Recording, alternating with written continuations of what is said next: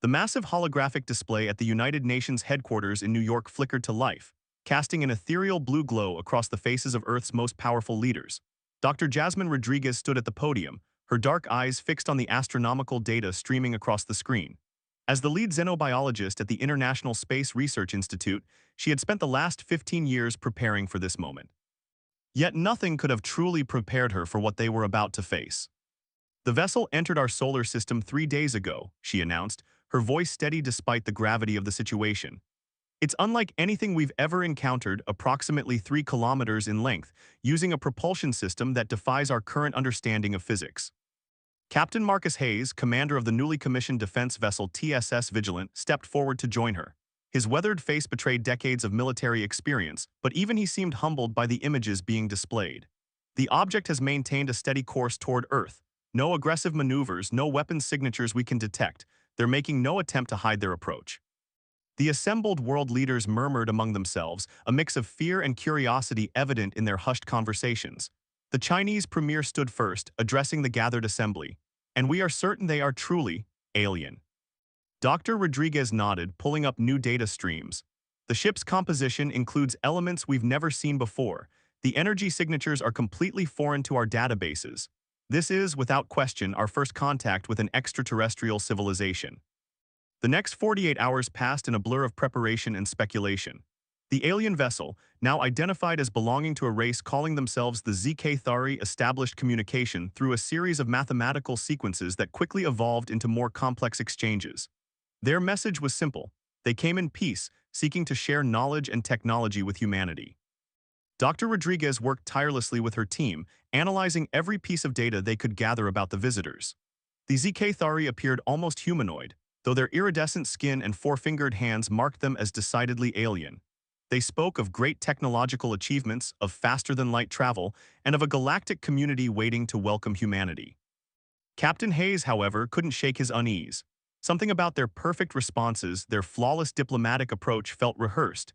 He had spent too many years in military intelligence to ignore his instincts. "They're telling us exactly what we want to hear," he confided to Rodriguez late one night in the secured research lab. "Every response is calculated to appeal to our hopes, our dreams of the stars." Jasmine looked up from her microscope, where she had been studying a sample of ZK Thari technology they had been given. "You think it's all a lie?" "I think we need to look deeper." Their breakthrough came 3 weeks into the diplomatic exchanges. Dr. Thomas Chen, one of Rodriguez's cryptographers, discovered a pattern in the ZK Thari's subspace communications. Hidden beneath layers of seemingly innocent diplomatic messages was another signal, one that painted a very different picture of their intentions. "It's an invasion blueprint," Chen explained, his hands shaking as he showed them the decoded transmissions. "They're mapping our defenses, our resources, our vulnerabilities. This isn't first contact, it's reconnaissance." The evidence was irrefutable. The ZK Thari weren't ambassadors, they were advanced scouts for a conquest force. Their peaceful overtures were designed to lower Earth's defenses, to place their technology, their Trojan horses, in key strategic locations around the globe. Captain Hayes wasted no time. Using secure channels developed during the Cold War, he began coordinating with military commands worldwide. Dr. Rodriguez and her team worked to understand the true nature of the ZK Thari gifts, discovering neural interface components designed to subvert human free will. But humanity had one advantage. The ZK Thari didn't know we had discovered their deception. For the first time in human history, every major nation worked in absolute secrecy toward a common goal. While maintaining the facade of diplomatic relations, Earth's governments began preparing for war. Military manufacturing went into overdrive under the guise of civilian projects. Research teams worldwide studied the ZK Thari technology, looking for weaknesses. Underground facilities were constructed, communications networks hardened, and weapons developed specifically to counter the alien threat. The ZK Thari never saw it coming. When their main invasion fleet arrived, dropping out of faster-than-light travel behind Jupiter, they expected to find a passive, unprepared Earth ready for conquest. Instead, they found humanity united and ready for war. The first battle for Earth's solar system began not with a whimper, but with humanity's roar of defiance. Captain Hayes led the first counterattack, commanding a fleet of ships built in secret, incorporating reverse-engineered ZK Thari technology with human ingenuity and determination. Dr. Rodriguez watched from Earth's primary defense command as the battle unfolded. The Zcathari's superior technology clashed with humanity's fierce resolve and cunning. For the first time in their long history of conquest, the aliens faced a species that had turned their own advantages against them. As nuclear fire and plasma beams lit up the space around Jupiter, humanity delivered its message to the galaxy: Earth would not fall. This was only the beginning of a war that would reshape the solar system, but humanity had already proven one crucial thing: they would never break. The battle for Earth's freedom had begun, and humanity would fight with everything they had. The Zcathari were about to learn why you should never underestimate the human spirit.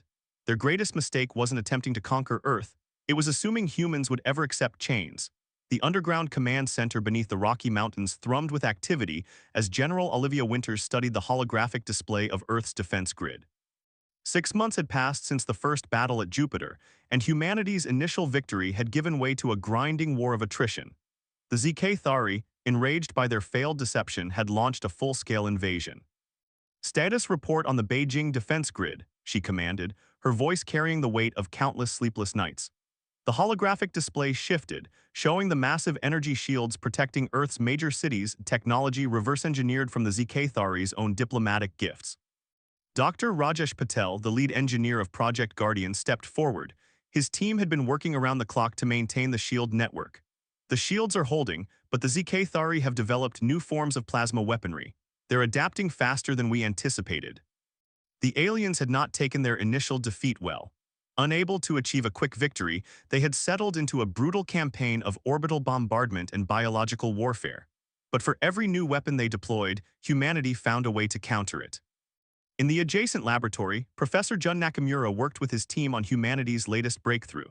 The renowned biochemist had made a startling discovery: the Zcathari's biological weapons contained a fatal flaw. Their entire species shared a remarkably similar genetic structure, making them vulnerable to their own bioengineered plagues. "The virus they deployed over Sydney last week," Nakamura explained to General Winters, pointing to a complex molecular diagram. "It was designed to target human DNA, but we've modified it to affect their biology instead. They never considered we could turn their weapons against them."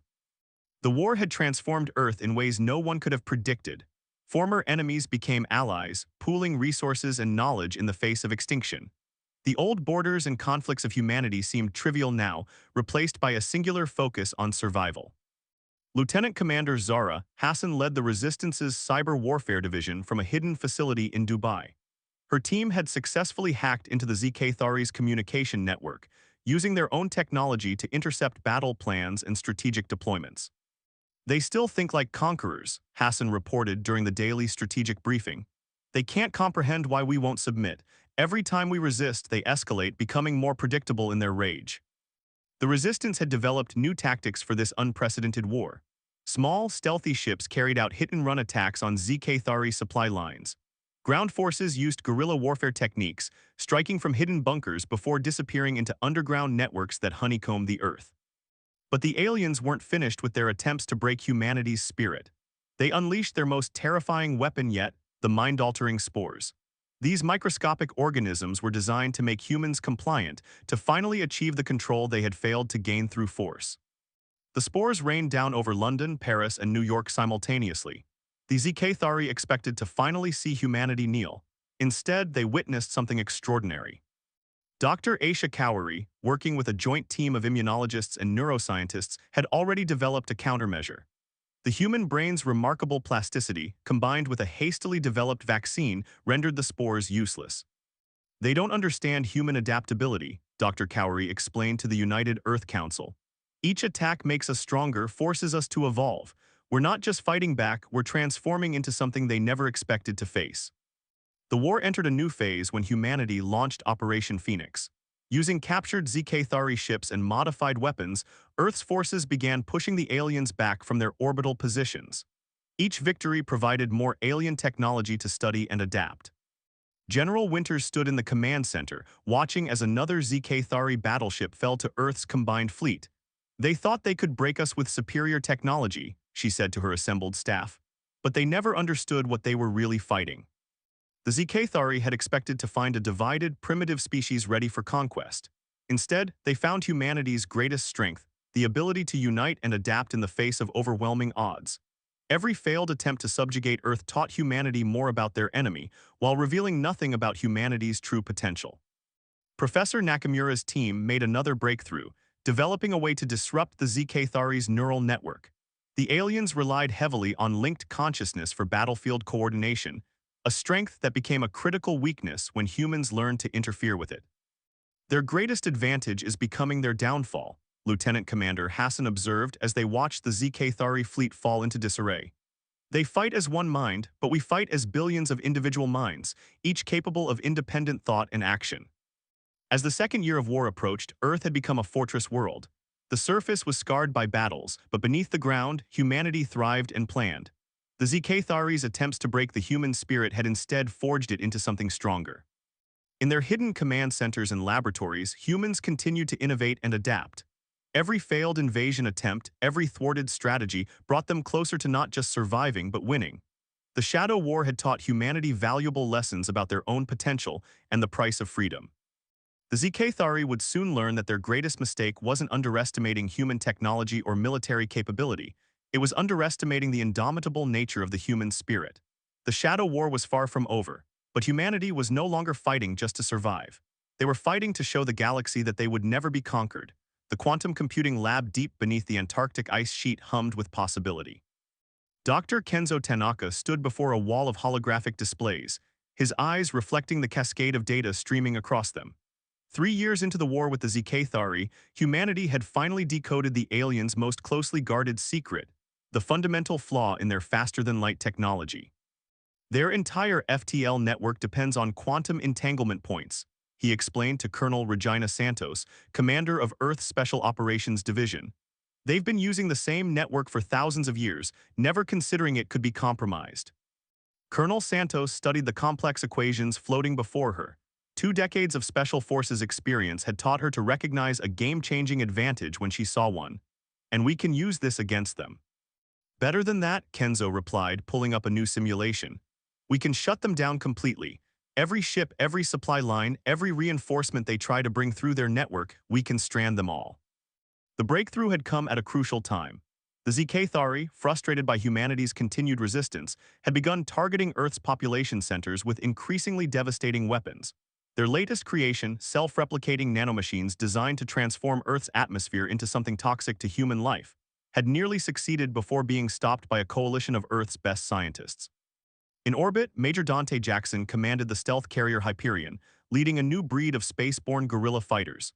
His ships, incorporating both human innovation and captured alien technology, struck from the shadows of asteroid fields and planetary rings, systematically dismantling the ZK-Thari supply lines.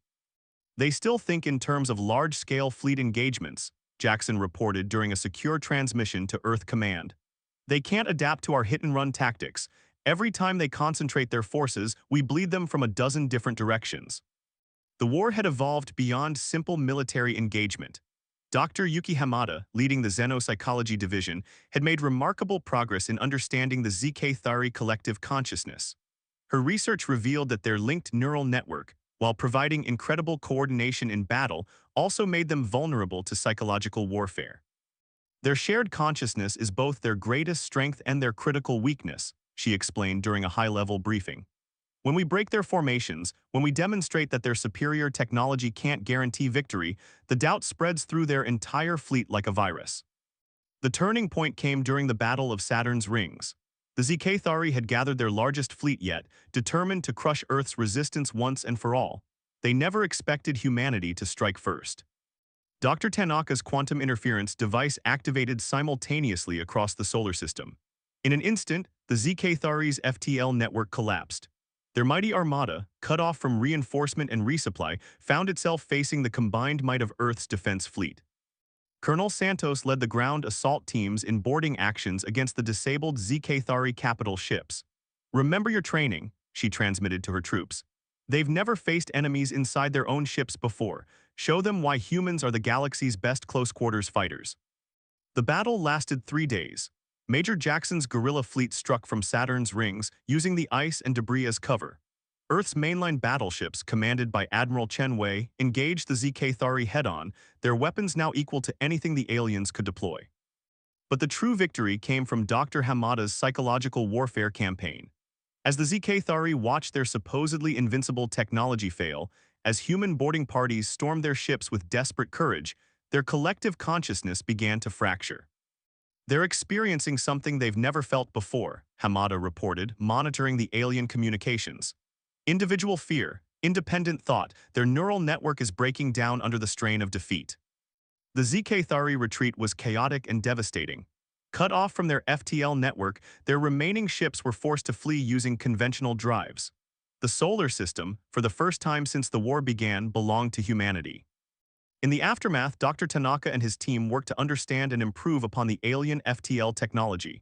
We're not just copying their systems, he explained to the United Earth Council. We're improving them, making them our own. The ZK-Thari spent millennia using the same technology without innovation. We've surpassed their understanding in just 3 years. Colonel Santos's teams had captured intact ZK-Thari ships, providing invaluable intelligence and technology. Every piece of equipment we capture, every system we study makes us stronger, she reported. We're not just learning to fight them, we're learning to outthink them. Major Jackson's fleet began pushing beyond the solar system, establishing the first human colonies on nearby star systems. These worlds would serve as forward bases for the coming counteroffensive, ensuring that Earth would never again be trapped in a single system. Dr. Hamada continued her study of the ZK-Thari psychology, preparing humanity for the challenges ahead. They'll return, she warned. But next time, they'll face a humanity that has surpassed them in every way that matters. We've learned more from this war than they have in thousands of years of conquest. The liberation of the solar system marked more than just a military victory. It represented humanity's emergence as a spacefaring civilization, one that had earned its place among the stars through fire and determination. The ZK-Thari had tried to enslave humanity, but instead had forced them to evolve, to innovate, to become something greater than they had ever imagined possible. As Earth began its reconstruction, as the first human FTL ships prepared for their maiden voyages, the message to the galaxy was clear. Humanity had not just survived, they had broken free of their chains and forged them into weapons. The next phase of the war would be fought on humanity's terms, and the ZK-Thari would learn what it meant to face a truly unleashed human race.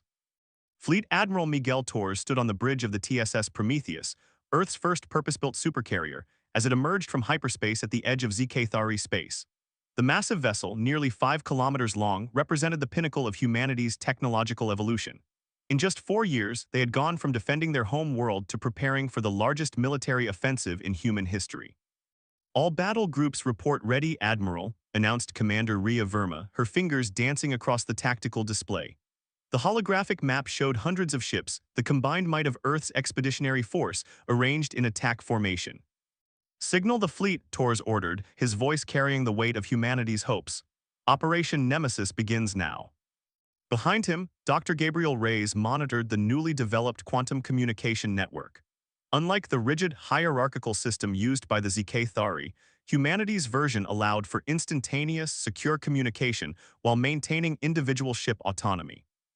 The ZK-Thari are detecting our presence, Reyes reported. But they're confused. Our ships aren't showing up on their standard scanning systems. This was thanks to Dr. Isabella Martinez's breakthrough in metamaterial engineering. Her team had developed a form of adaptive camouflage that bent both light and sensor readings around human ships, making them nearly invisible until the moment they struck. The first phase of Operation Nemesis targeted the ZK-Thari's forward defense stations. These massive installations had once protected their empire from external threats. Now they faced an enemy they had inadvertently created, a humanity that had learned, adapted, and evolved beyond their expectations. Commander Jin Park led the first strike team, piloting one of the new Phantom-class stealth destroyers.